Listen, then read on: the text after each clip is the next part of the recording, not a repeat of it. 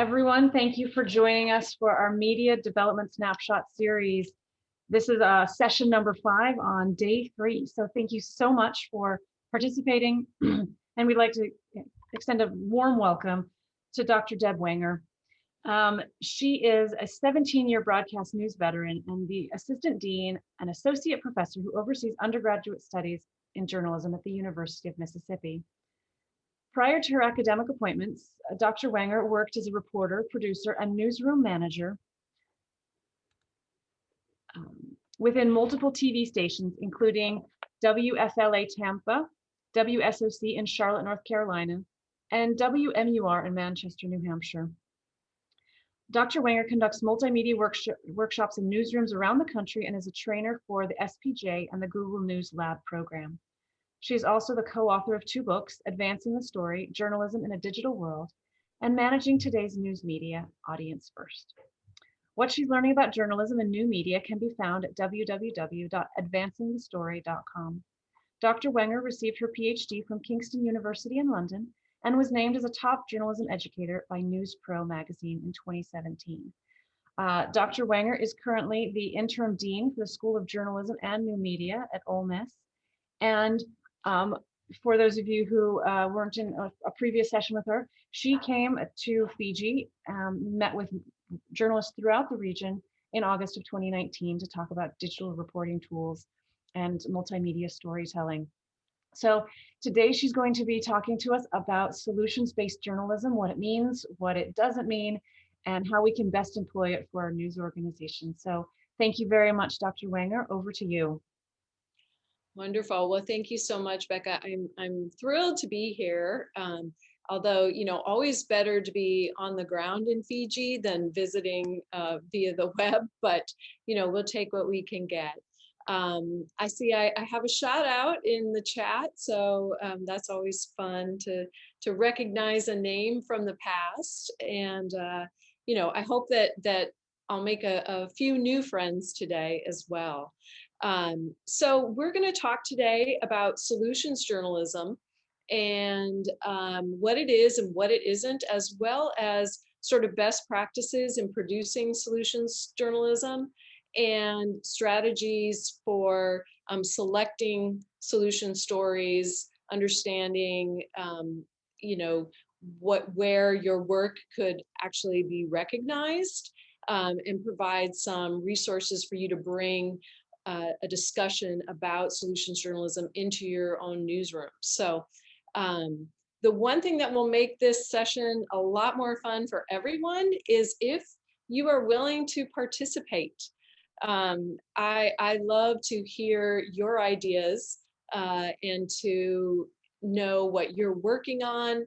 And, we can kind of use the power of the crowd here to come up with our own solutions to your solutions journalism challenges. So with that, let's go ahead and get started. I'm going to share my screen.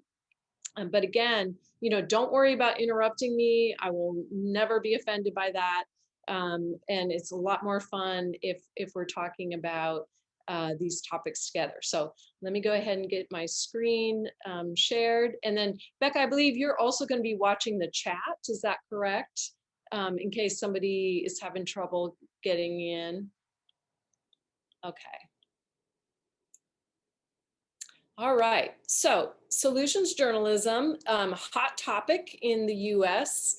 More and more, the discussions about solutions journalism are permeating American newsrooms. And part of that is, there are a number of reasons. One is there's an organization called the Solutions Journalism Network, which some of you may be familiar with.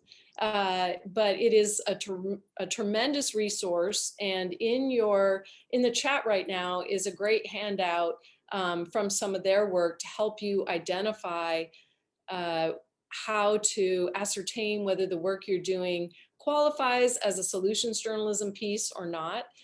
They have a ton of examples that you can use, and we'll talk a little bit about how to do that. To kind of jumpstart your thinking about solutions journalism and consider some topics that might be appropriate for your newsroom to pursue. So what is solutions journalism, and what are the potential pitfalls? So first, solutions journalism is reporting not just on the problems, which as journalists, we're all very good at reporting on problems. It's probably 95% of what we do.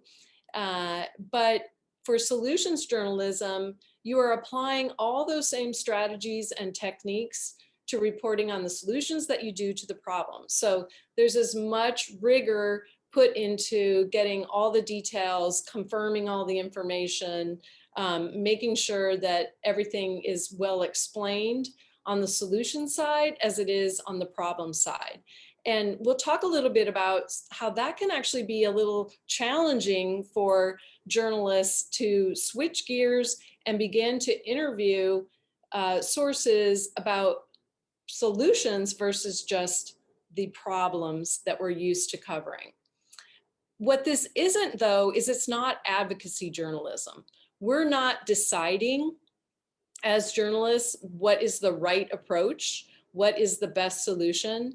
Just as we try to be fair and accurate in reporting on the problem, we also have to be fair and accurate on reporting on the solution. And so we're going to talk a little bit about what are the elements that we need to make sure are included in the story so that it doesn't look like we're pushing a particular agenda. And I really like this term. Solutions journalism is sometimes called constructive journalism. So we are actually providing options for people to consider as possible solutions for the problems that are faced in communities. And one of the things that we hear a lot in US newsrooms is that they want to see journalists that are doing more than tearing down, but also applying their talents and skills to finding ways to better our communities, to address issues that we're all facing in society. And what we can do with solutions journalism is work on that aspect of our role as journalists.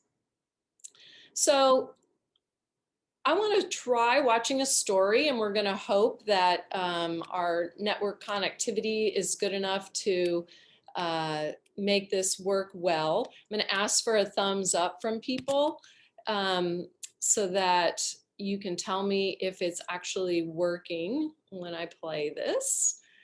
And what I want you to do is I want you to look at it and review the story, think about what the elements of the story are, and then we're going to talk about how it fits into the definition of solutions journalism. So if someone could give me a thumbs up when it starts to play, I would be very appreciative. Unfortunately, we have to sit through an ad. Thank you.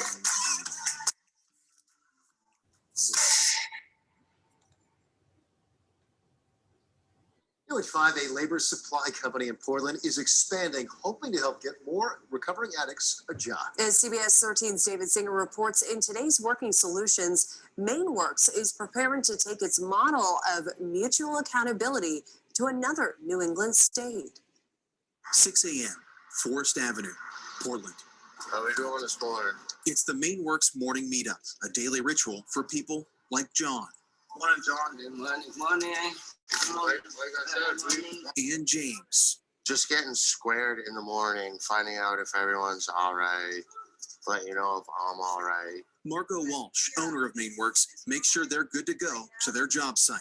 It's about you. It's the essence of how are you doing here in this moment. Many have been coming for a year or more for a day's work and support. How many people here have ever spent a day or a night in prison or jail, county, big house, wherever?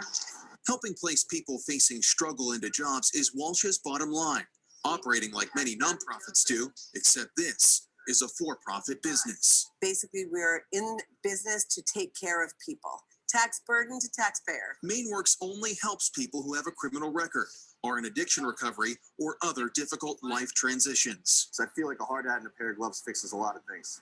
Brett Longo is one of them. He came in recovery from New York and helps workers with clothes, supplies, and job placement.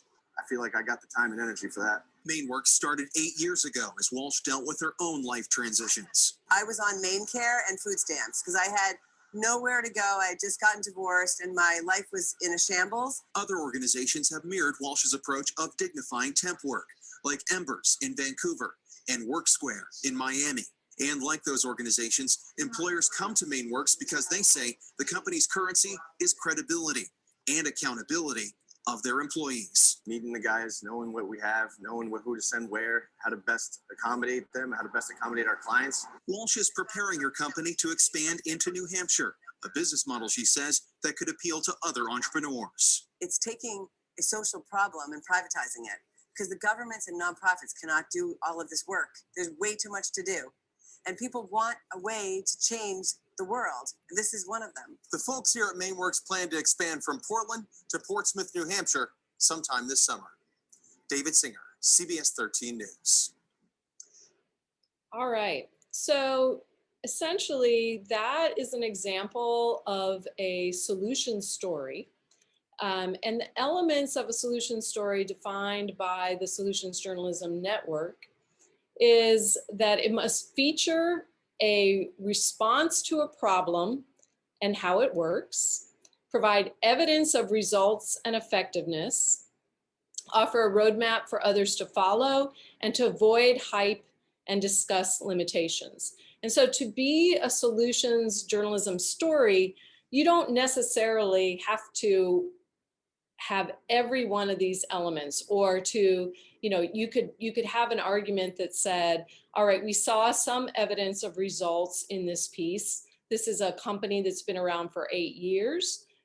So that would suggest that it has some longevity and it has had some impact. I think they talked about this. There are many people in that group of workers that have been coming for a year or more, finding work. And so, that is evidence of effectiveness. But you could potentially make an argument that, well, how much impact has this had on recidivism? How many people have been employed by this company have ended up back in jail or ended up back using drugs? So, there can be arguments about whether or not there was enough evidence of results and effectiveness, but the story did include some.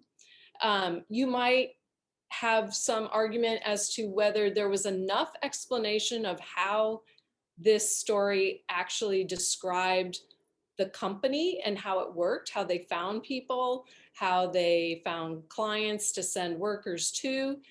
So that, again, it touched on that, but it doesn't necessarily discount the story as a solution story if there could be more of the story that could be told. I don't think this story did a particularly good job of offering a roadmap for others to follow. I don't know if you felt that same way, but the story did not go into enough specifics. And that's one of the things about reporting on solution stories, is that you have to work really hard to provide enough specifics so that someone else could replicate what this solution is in their own communities. I did think it did a pretty good job of avoiding hype. It didn't, say this was going to end this challenge and this problem for the community. I believe the business owner said something about this being a piece of the solution. We didn't really get into, it wasn't quite long enough of a story, I think, to get into the limitations. So what happens if a worker doesn't show up? I'm sure that there's an issue with that. Or what happens if they can't find enough jobs for the people that want them? But that's a place where I think multimedia can come in. As those of you who work in broadcast know, sometimes you can tell this people-focused emotional story on video, but then use the web to be able to lay out more of the details around the topic. So the keys to solutions journalism are sort of your guideposts to figure out, when you're reporting your story, am I doing a good enough job of providing evidence of results? Am I offering enough details so that others could replicate this same solution? That's not to say, though, that all solution stories all, get an A rating on all of these dimensions, but you should be considering how much of this you can do and how effectively you can do these 4 things. So I'd like to kind of put you to the test here. This is about half of a story that a reporter in Alabama, which is state right next door to this one, sent to me a couple days ago. She routinely will check in with the work that she's doing. And she wanted my feedback on whether or not what she had done was a solution story. So this is about half of what she wrote. The second part of it is sort of irrelevant to our discussion. But I would love to have you read this. And then I'm going to be watching the screen. If you want to give me a thumbs up, if you think it is a good example of a solution story. So consider what we just saw as the elements of a solution story, and then give me a thumbs up if you think this qualifies.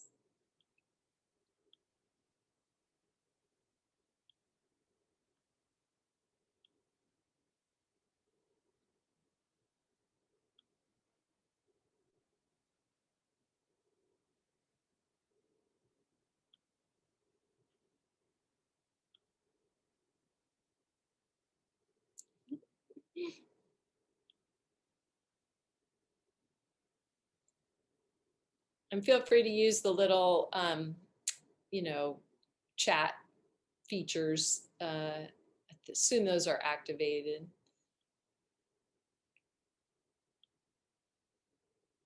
All right, I've got 1 thumbs up. I've got quite a few people giving me the sort of, so for folks who are giving me the, what is it that you think, what are you feeling here? Why are you suggesting that this is sort of a solution story? Joanna, I saw you were one of those folks. Oh, I think you might be muted. I think it wasn't giving enough examples or background as to how this really thing. I think I briefly read something about a disabled child somewhere, and I don't think there was enough to justify that this was solving a bigger community problem other than just the playground. Yeah, that makes sense. Absolutely, and I feel like I understand why some people gave it a thumbs up, because I think it has the potential to be a solution story.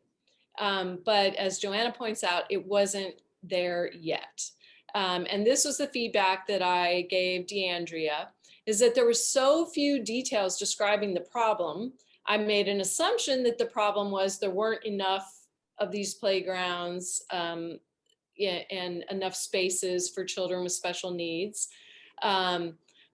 But there also were so few specifics about the playground. I'm not 100% sure what a sensory adaptive playground is. I can kind of speculate on that, but I wanted to know more. What will this playground allow children with special needs to do that they couldn't do at another playground?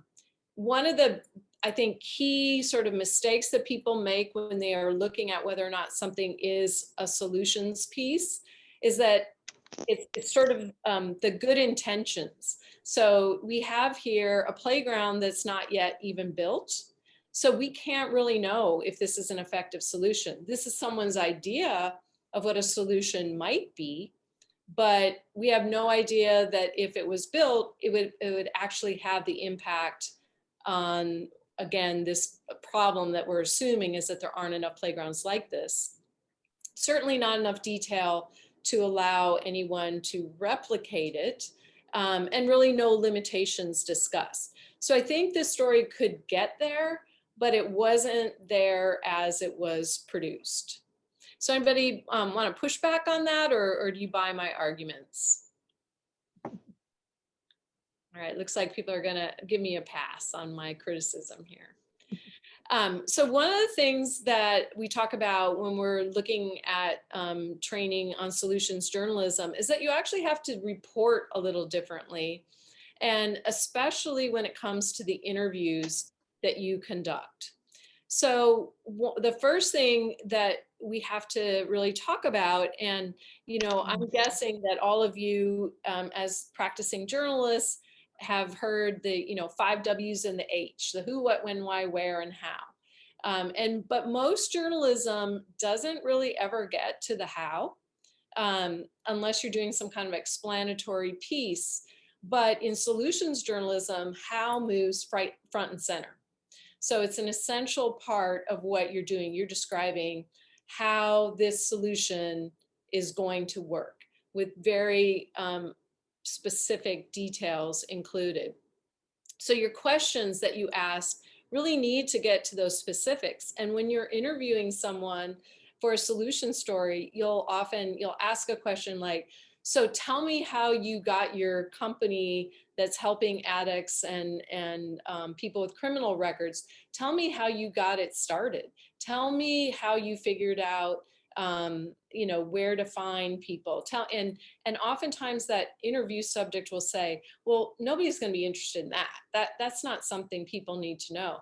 But in a solutions journalism story, yeah, you as a journalist, you have to pull that information out of your interview subjects, because those nitty-gritty details that don't usually go into that breaking news story or that daily news piece, those end up in solution stories. And again, you may be doing a video that's limited to 2 minutes or minute 45 or some shorter slice of your solution story.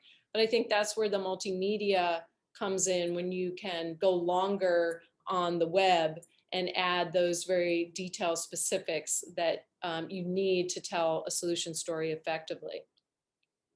You want to make sure, and I think that first story we watched did a good job of this. You want to make sure in a solution story that you're including the people that are affected in addition to the expert. Now, we know that from just good journalism, it needs to include people that are affected by whatever it is that we're talking about. But that's actually a critical piece of solutions journalism, because you have to have that confirmation that the solution is not just working from the expert point of view, but it's working from the community point of view or the individual point of view. So that first story had several people that talked about their own personal experience with being helped by what the company had been doing.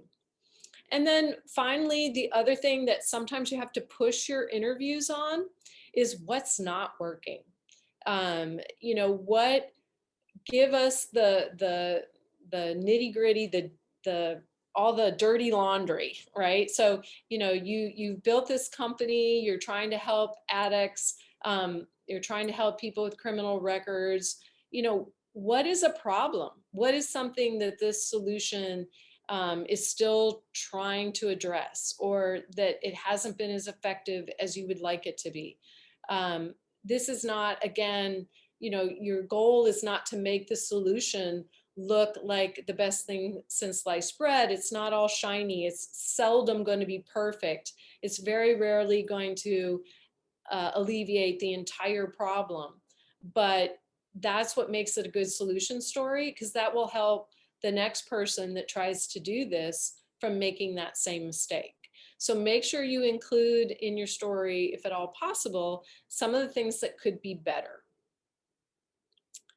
So a couple of folks who may have been with me 2 days ago when we were talking about finding data sets may remember me showing this graphic and being really compelled by it, because I think it could be a great solution story.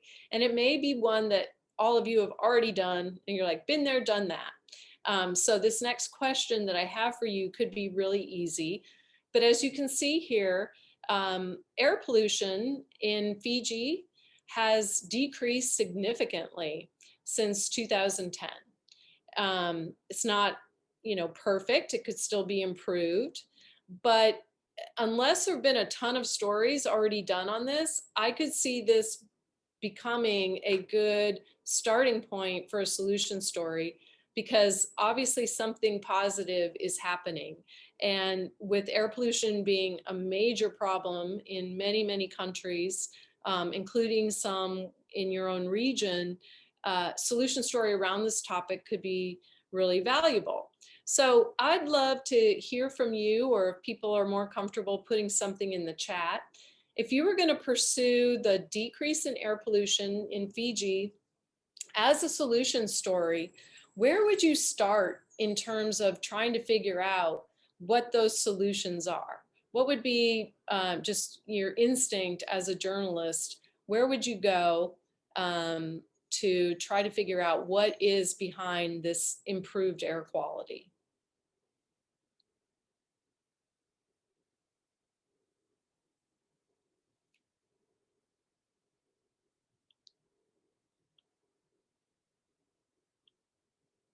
All right, gang, I told you it's going to be a lot more fun if you talk, because if I'm the only one talking, you're going to get really tired of hearing my voice. And we've got a bunch of good journalists on this Zoom, so somebody be brave. Just open up your mic and go.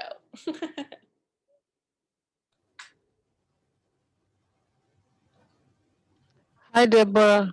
Yes, hey. It's Rosie. I'll have a go. I'll probably start with the weather, Fiji Meteorological Service, and Okay. probably also there's some scientists around who are experts in this area. Probably try and find them as well. We have the Pacific community here in Suva. They can also be a lot of help in that area. And probably look around for some research if there's been any done already since this has been put up. Yeah, I'll probably start with that. Terrific. So I'm just going to log off and let Rosie take over because clearly she's already really good at this. You're exactly on the right track. So, my first question would be, which agency monitors air pollution in Fiji, and what are officials there attributing this improvement to? I'd also like to know a little bit more, this may be common knowledge for you because you live there, but I'm guessing that the air pollution might come from emissions, auto emissions or industrial emissions, as well as potentially bush burning.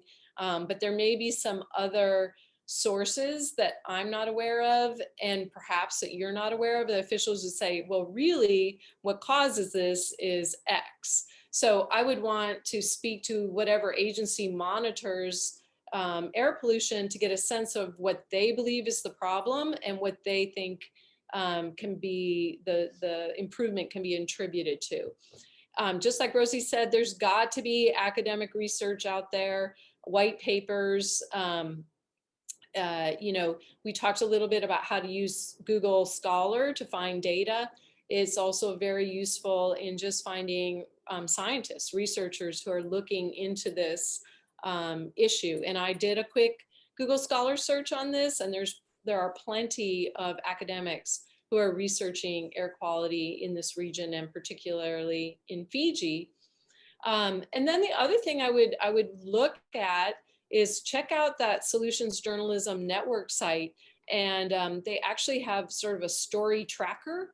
If you just put in the words air pollution, you will get a number of stories that have been done in other parts of the world where there has been improvements in air pollution.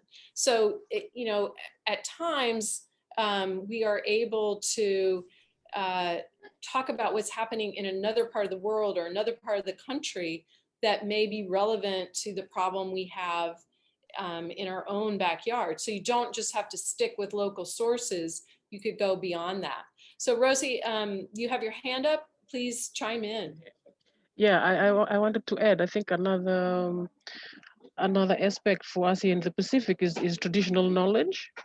And I think a lot, a lot of these things happening, if it's often happened before, and a lot of our elders have, traditional knowledge about these issues, and they're always, willing to share. So I think that's another aspect to that as well.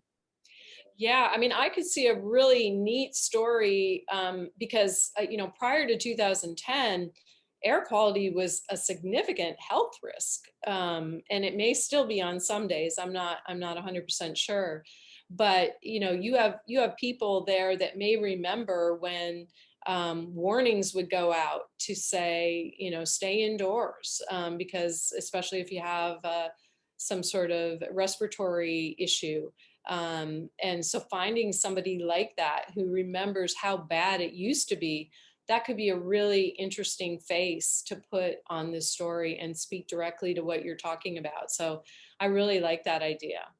And you'll notice on the Solutions Journalism Network site that all the stories that are there are basically contributed by journalists from around the world that want to show what a solution is on a particular topic in their country, knowing that it might help someone, a journalist in another country. So if somebody decides to pursue this story, I would say it's a good candidate for inclusion on that website. So, and here's an example just pulled from the tracker. There's apparently some really innovative things going on in India, and I believe also in Australia, around brush burning, and companies that have been created to take what typically farmers have considered to be waste products from their crops, but turn them into something useful, turn them into something that turns a profit for the company, reduces the bush burning, and actually provides some funding for the farmers as well. So, this is a number of companies with a really innovative way to approach doing good, and making a profit. So, again, if somebody decides to pursue this story, I do think that this might be one to check out and see if there might be something equivalent already going on, or to contact one of the companies mentioned and say, have you ever considered, or are you aware of anybody doing something similar in the region? And just to expand further on how some news organizations are addressing solutions journalism. I don't know if we have any radio folks on the Zoom, but BBC has a People Fixing the World series. And one of the ones that they did around air pollution was all of the many approaches that China is taking, because again, a country with severe air pollution problems. And so, listening to this show may give you some ideas, and there may be things that are already happening in your region that you could capitalize on. Again, that's where I find the most value from the Solution Journalism Network site, is getting thoughts about what might be happening locally to address some of the biggest problems that we have regionally. So the other thing about solutions journalism stories, they usually have some sort of key story elements that are representative of the solutions approach. So the first one is that there's some sort of secret ingredient revealed. I'm not sure that either of the stories that we have looked at just yet in close detail would fall under that category, but we may see one that we would say meets that definition just a little bit later in our discussion.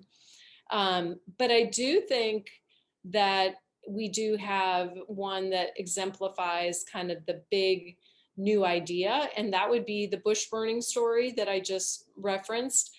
Companies that are using new technologies to be able to create businesses around using agricultural waste products to turn them into mainly packaging material and things like that. So that's where, it's innovative, it's never been tried before, but it appears to be working. It appears to be reducing the amount of brush burning. And then experiment in progress. I would suggest that the story about the Maine Works, even though it's been around for 8 years, the company that's hiring people with criminal records or drug addiction, they're about to go into another state. So they're about to take this company that's been operating well in one state and they're moving it to another. So they're trying to see, can the solution be replicated elsewhere? So I think that that could be considered an experiment in progress. And so as you can see by looking at these sort of approaches here, it doesn't necessarily, a solution story doesn't have to be, oh, this happened and now the problem's solved. It can be in progress. It doesn't have to be, something that's been ongoing for years and years and years. It could be something brand new that appears to be working. So, and then finally, there might be a discovery that the people who are involved in these solutions can share, and that they will be able to say to you, really, it all started to work when we did this. And that's a great payoff that you can get in some solution stories. And we'll take a look at one here in just a second. So we also talked a couple days ago, if you were part of that discussion, about the issue of childhood obesity. And we looked briefly at this chart that shows in the region, there are some real challenges with childhood obesity. And I'm guessing that there are a number of projects already underway or in place in your region to try to address some of this. You even have some sort of differences that you potentially could make this story broader, of greater interest in the region by looking at, and please forgive me if I mispronounce Vanuatu. Is that Vanuatu or Vanuatu? I'm sorry, I'm probably butchering it. Becca, what is it? Vanuatu. Vanuatu, thank you. Don't make fun of me. I'm sorry. But there's a pretty impressive statistic. I mean, obviously, we would most like childhood obesity to be at 0, but what is the difference between Vanuatu and Tonga, for example? Why is there such a huge disparity? Are they doing something differently there that might be replicated in Tonga? And then you have, a number of other examples with sort of in that middle ground. So to me, again, a story that is crying out for a solutions journalism approach in my mind, and that there are lots of ways that we could, find programs that already exist. I would probably start with the health department. I would start with researchers on, Google Scholar, or, folks that you may know that are doing research on this. Your medical professionals may be aware of solutions projects that are working. And I don't think it would be that difficult to find some ways in which the problem is trying to be addressed. I guess the question would be if any are having some real impact. I might also then go to the Solutions Journalism Network to look for what has happened in other communities globally. And one of the big success stories that you'll see brought up time and time again when people talk about this issue is Amsterdam. The Netherlands actually has a goal of 0% obesity among children. I think it's 2033 or something like that. And they're well on their way to addressing that. And they've really done a number of things that have helped. They don't let children bring juice or sugary drinks to school. They can only bring water or milk. They don't accept fast food sponsorships for anything in the schools. They do cooking classes. But remember, we talked about the positive deviant approach, like the one thing that made the biggest difference. For the people interviewed for this story, the number one thing having an impact was that they began weighing children the first day of school and the last day of school. And they did intervention if, in fact, the child had put on weight that was inappropriate for their, height and age, and then interventions with the families. And at first there was resistance, but eventually families started to see that this was a good thing, that this was somebody who would be there offering resources and help. They had, nutritionists available to kind of come up with a plan for the family. And, it's just been a dramatic success story, and it's been used in terms of a solutions approach in many other areas of the world. So what I would like us to try to do now, we'll give you about 5 minutes or so to tackle this, is in the chat, I put a link to a story, and I also put the solutions journalism checklist. So what I'd like you to do is follow the link, go to the story, read it. It says it's a 3-minute read, so we should be able to get through it fairly quickly. And then use the solutions journalism checklist and be prepared to tell me where it was hitting on solutions journalism characteristics and aspects, and where you think it could have done a better job. So it's, let's say, I guess it's 6:12 my time. So is it 11-ish your time, 11:12 your time? So 11:17, let's have a discussion.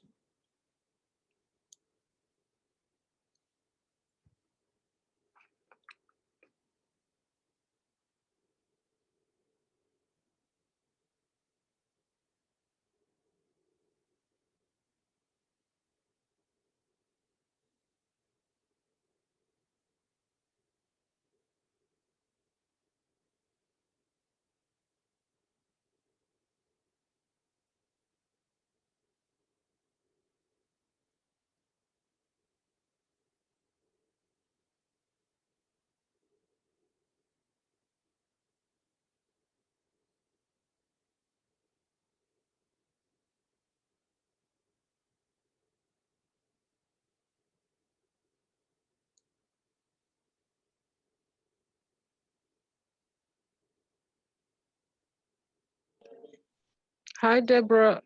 Yes. Will you be able to post the link? Oh, is it not there? No.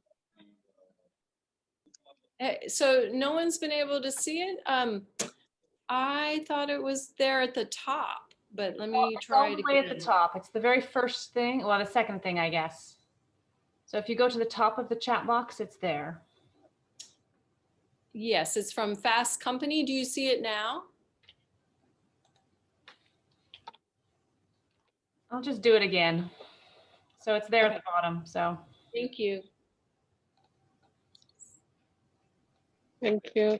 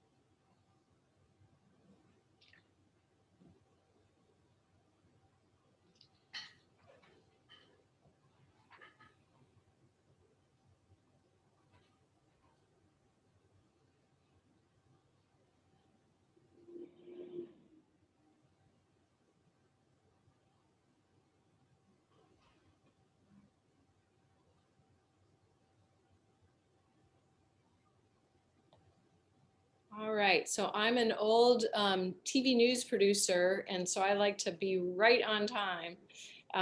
Hopefully people have had a chance to read enough of the story to, excuse me, make some analysis.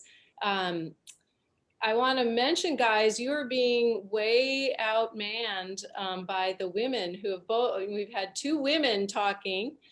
So I want to hear from one of the guys here. Somebody let me know whether or not where this story fails or achieves on the solutions journalism checklist.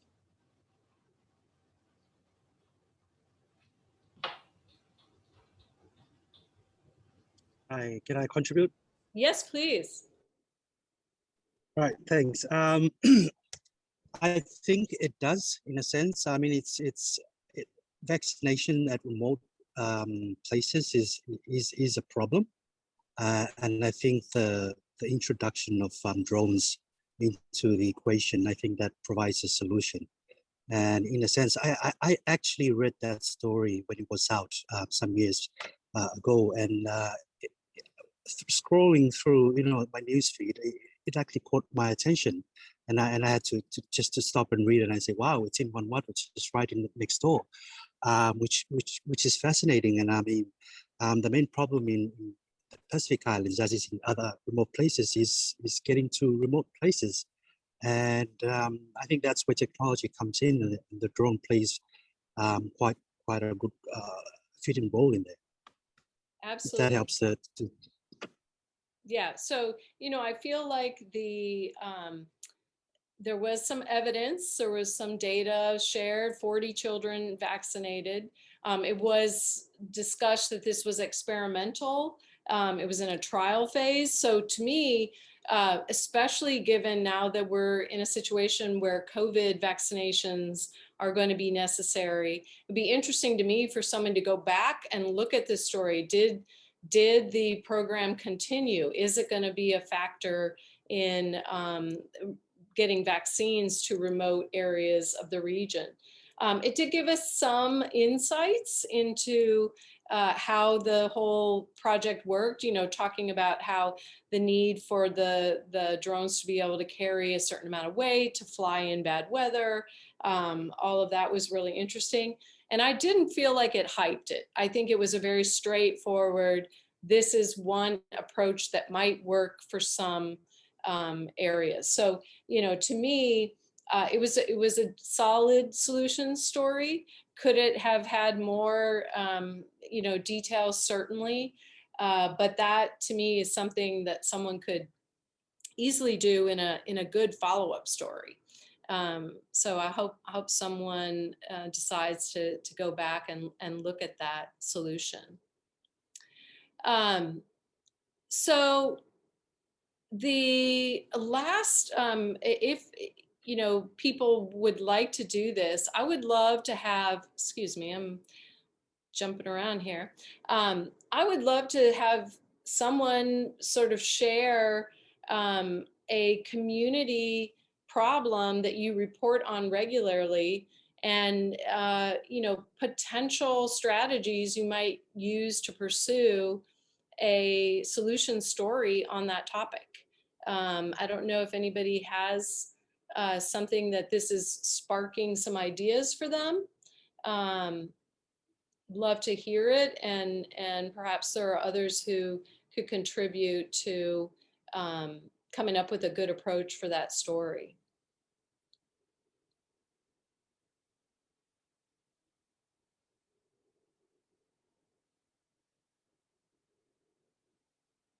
Or it could be that everybody's really thinking about lunch, which I often do, whether it's lunchtime or not. So, what I would say is that, feel free to just jump in if in fact you're considering a story.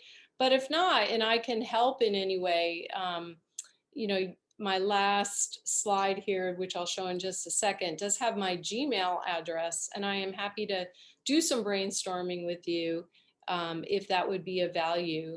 And I would love if somebody decides to pursue a solution story in the next, few weeks or months. love to see it if you would be willing to share it. Because when I talk to journalists, you know, around the country, I like to have great examples, and I would love to see what work you're doing. So I just want to mention a couple other things. There is a website called DevX. I don't know if you're familiar with it, but it's devx.com. And their whole sort of focus is, you can see their kind of tagline is do good and do it well. They have a ton of solutions type stories that are very well done. You know, this is one that you may want to check out. And you may be well aware of this story, but this idea of having to relocate communities because of climate displacement. This was a well done piece to kind of describe how that effort went on. They also had a good story about COVID-19 recovery. We were just talking before this session got started about, you know, how there may be a need for an ongoing solutions project for some news organization in your area to kind of look at, you know, week after week, some sort of solution story for comeback, for a turnaround. Because what, you know, an idea that works for one sector may have some things that another sector could learn, or for one restaurant that another restaurant could benefit from. So I would check out DevX in addition to the Solutions Journalism Network, which again has great content. And the thing about the stories that are published on the Solutions Journalism Network is they almost always have a little bit of backstory about how it was done. And that can also be really valuable. That website, solutionjournalismnetwork.org, has a ton of additional information for anybody who's really excited about this approach. We've just kind of scratched the surface today, but there's much more out there. So here's my Gmail. I hope that you will stay in touch. Also, you can find me on Twitter or Facebook at DH Wenger. And I really appreciate folks who participated. So I just wanted to thank you for your time and thank everyone for participating in this session this afternoon. We're very grateful for your participation, everyone who participated, and Dr. Wenger for your great guidance on this, on solutions-based journalism, hoping to see more of it in the media out here. So thank you so much. Thank you. Bye-bye. Have a great day and a happy weekend, everyone.